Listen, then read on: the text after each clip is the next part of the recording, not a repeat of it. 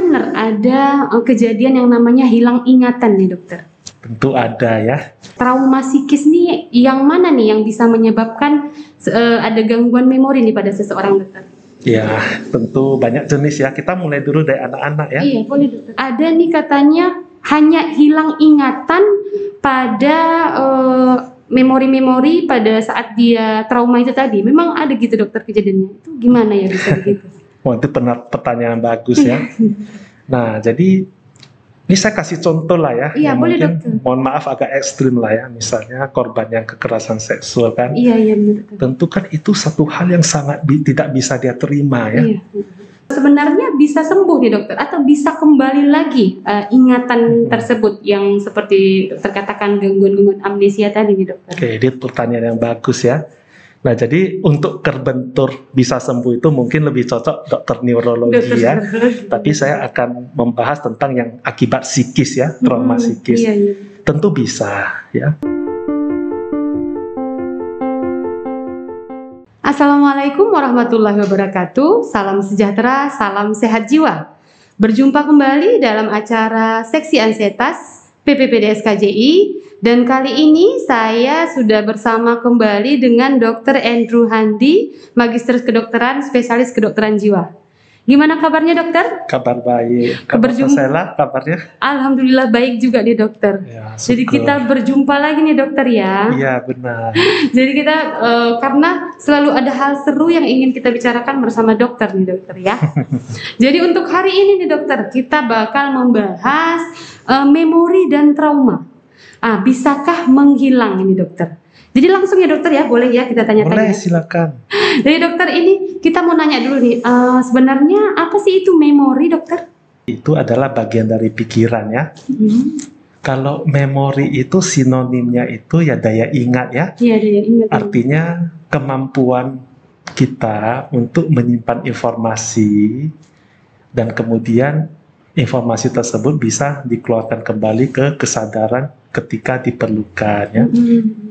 Jadi itu salah satu kemampuan dari otak. Jadi kalau di saat kita membutuhkan kita bisa memanggil kembali itu yang namanya memori tadi ya dokter. Iya. Ya. Jadi dokter ini cerita tentang memori nih dokter. Apa benar ada kejadian yang namanya hilang ingatan nih dokter? Tentu ada ya.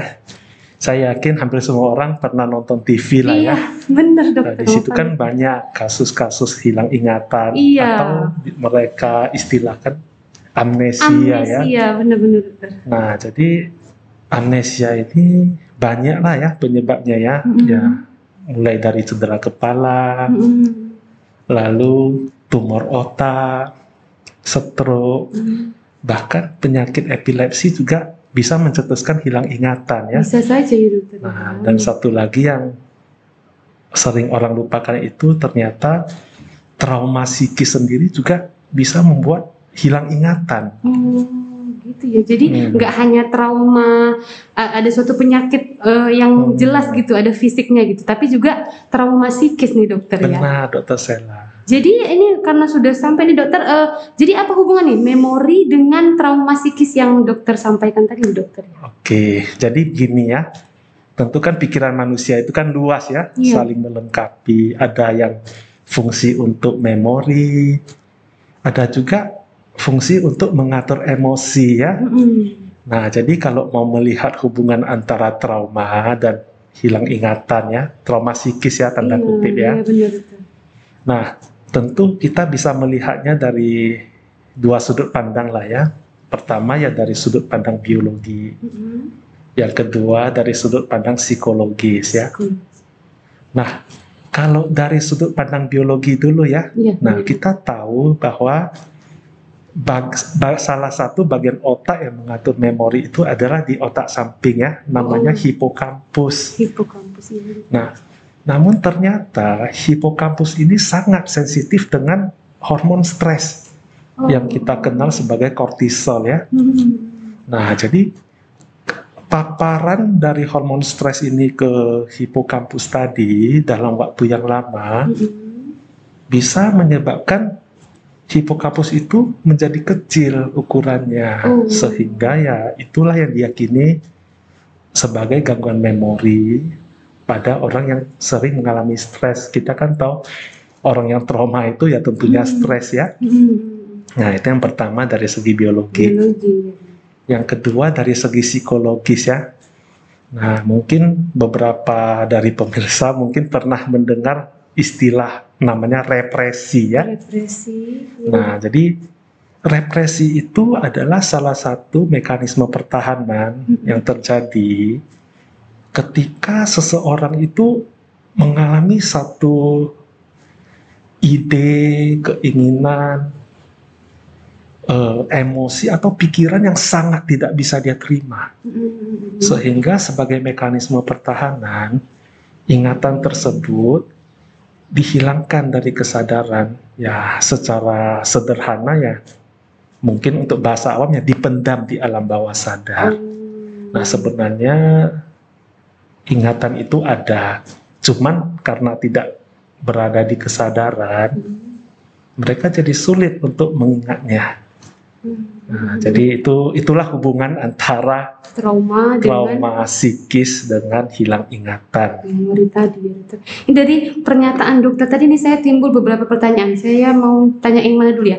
Ini dulu dokter, trauma psikis nih yang mana nih yang bisa menyebabkan ada gangguan memori nih pada seseorang, dokter?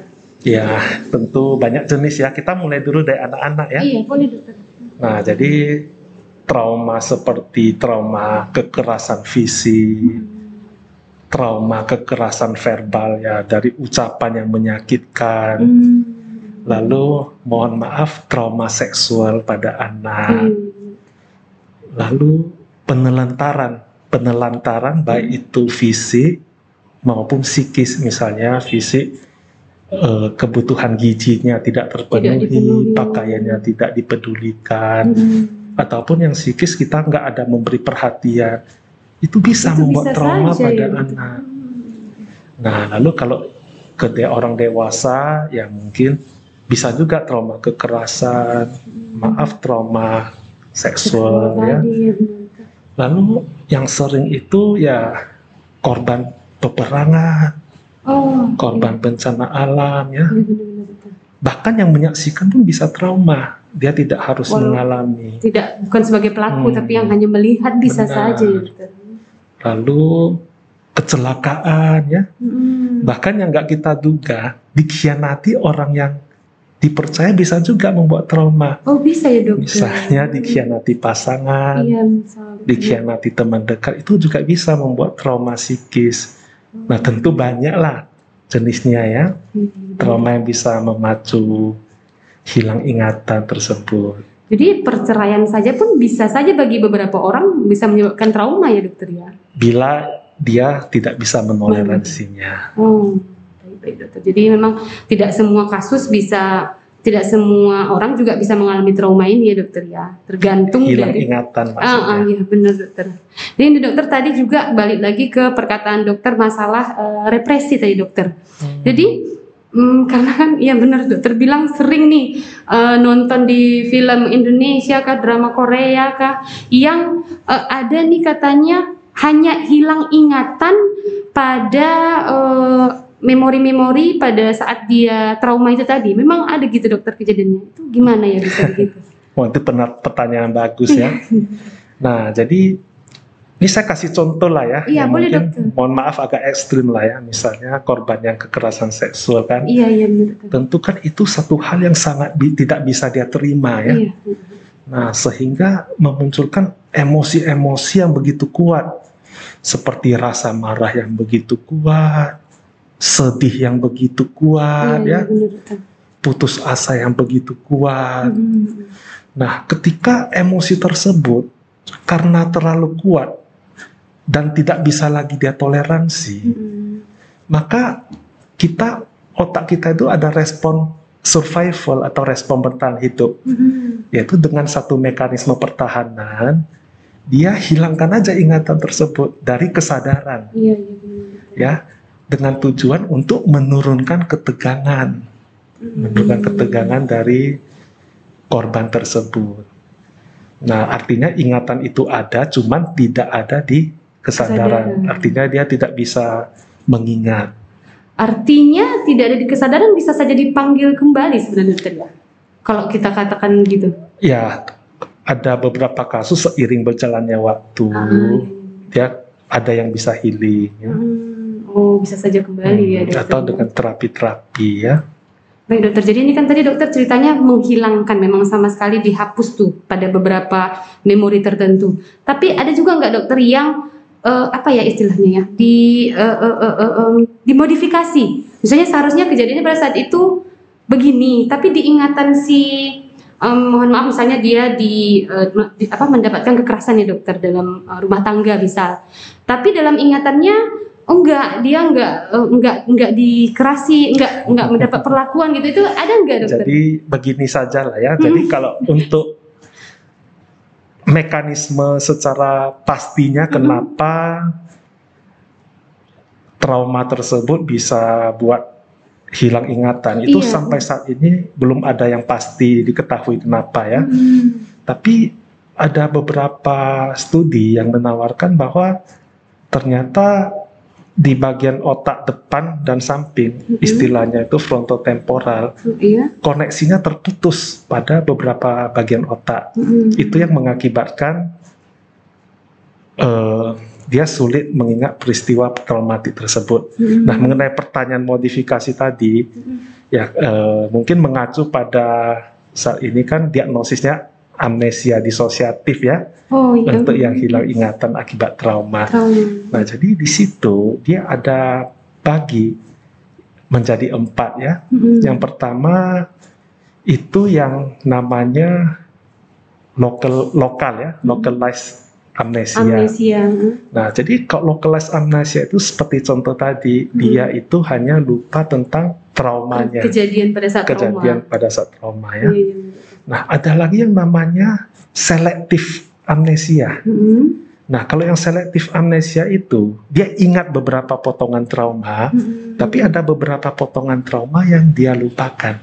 Itu yang selective amnesia. Nah, ini ada satu lagi yang agak jarang ya, namanya generalized amnesia. Jadi, dia bukan hanya lupa tentang trauma tersebut, dia juga lupa hal-hal lain yang pernah dia alami, yang tidak ada hubungannya dengan trauma tersebut ya. Lalu ini yang terakhir, cukup jarang juga ya, tapi kita bahas namanya view disosiatif. Nah, jadi view ini artinya kabur. Nah, jadi orang tersebut biasanya dia bingung akan identitas dirinya di masa lalu, dia lupa, lalu dia kabur keluar, dan kemudian dia mengambil identitas baru, hidup sebagai identitas tersebut. Nah, itu yang namanya view disosiatif. Jadi mungkin itu saja yang modifikasinya ya. Karena begini ya dokter ya, masyarakat kayaknya tahu gitu hilang ingatan, sedikit terbentur hilang ingatan. Jadi ini menurut saya sangat mengedukasi sekali, karena banyak sekali pengetahuan tentang hilang ingatan itu kayaknya yang lebih melenceng gitu dokter ya. Jadi sebenarnya bisa sembuh nih dokter, atau bisa kembali lagi ingatan tersebut yang seperti dokter katakan gangguan-gangguan amnesia tadi nih dokter. Oke, ini pertanyaan yang bagus ya. Nah, jadi untuk terbentur bisa sembuh itu mungkin lebih cocok dokter neurologi ya. Tapi saya akan membahas tentang yang akibat psikis ya, trauma psikis. Tentu bisa ya. Ada yang beberapa jam sudah kembali. Tapi ada yang agak lama, ada yang berbulan-bulan, bahkan ada kasus yang bertahun juga ya. Nah, jadi begini ya. Jadi saat ini ada beberapa pilihan terapi yang bisa digunakan untuk mungkin mempercepat ingatannya kembali. Nah, dari referensi yang saya baca, ada psikoterapi, beberapa psikoterapi seperti terapi kognitif pertama ya. Nah, jadi di terapi kognitif itu, terapis itu biasanya berusaha menggali lagi tentang trauma tersebut. Nah, kemudian terapis itu berusaha mengidentifikasi apa sih namanya keyakinan yang kurang rasional yang dia sampaikan ketika dia menggali hal tersebut. Nah, kemudian terapis itu akan pelan-pelan menyisipkan pikiran yang lebih rasional ya. untuk memperlemah pikiran yang kurang rasional tadi. Nah, dengan harapan pelan-pelan dia bisa mengingat kembali hal tersebut. Itu yang pertama ya. Yang kedua, hipnoterapi ya. Nah, jadi diharapkan ketika di hipnoterapi pasien itu kan jadi rileks ya, karena gelombang otaknya pun agak rendah ya.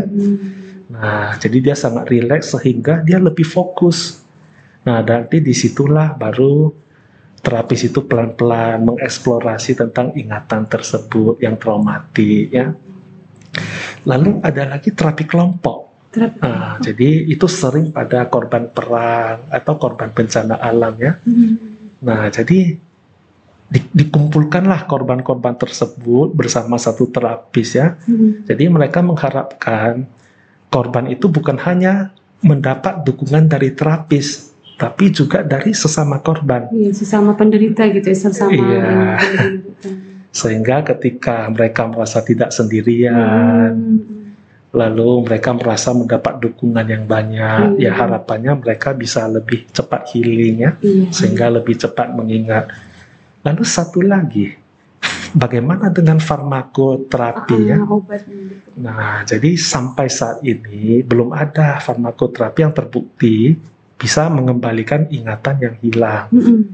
Tapi kita kan tahu kalau orang yang sudah trauma itu seringkali dibarengi dengan gangguan cemas, sedih berlebihan ya. Nah, ketika seseorang cemas dan sedih itu kan tentu itu menyulitkan dia untuk bisa mengingat kembali ya. Nah, jadi kita boleh bantu untuk kurangi cemasnya, kurangi sedihnya, dengan harapan ketika cemas dan sedihnya berkurang, peluang dia untuk mengingat kembali itu lebih besar. Jadi fungsi obat di sini adalah membantu secara tidak langsung. Bukan langsung mengembalikan kembali ingatannya, enggak ya dokter ya. Butuh waktu ya. Iya, benar-benar dokter. Jadi dokter, menarik nih dokter, tapi saya nggak kupas tuntas karena biar di lain kesempatannya kita jumpa lagi dokter, bisa kita bahas lagi nih dokter. Dengan senang hati dokter Sela. Baik dokter, sebelumnya terima kasih banyak nih dokter sudah datang kembali dan kembali. Mudah-mudahan di lain waktu juga bakal kita bahas kembali nih dokter. Sebelumnya nih kita tanya dulu dokter, kalau mau membahas lebih lanjut tentang memori dan segala macam, kemana nih dokter kita datang ke praktek dokter yang bisa kita kunjungi nih dokter? Baik, terima kasih dokter Sela. Jadi saya praktek di Rumah Sakit Imelda, Klinik Utama Binatma, dan Klinik Atlantis ya. Oke, baik dokter. Jadi ada 3 tempat ya dokter ya? Ada 3 tempat. Jadi lebih gampang siapa yang mungkin para pendengar yang menonton juga podcast ini, kalau ingin berjumpa untuk konsultasi lebih lanjut bisa di 3 tempat tersebut. Jadi begitu saja podcast kita pada hari ini, semoga membawa banyak manfaat. Kita berjumpa lagi di lain episode podcast. Salam sehat jiwa, tiada kesehatan tanpa kesehatan jiwa. Wabillahi taufiq wal hidayah. Assalamualaikum warahmatullahi wabarakatuh.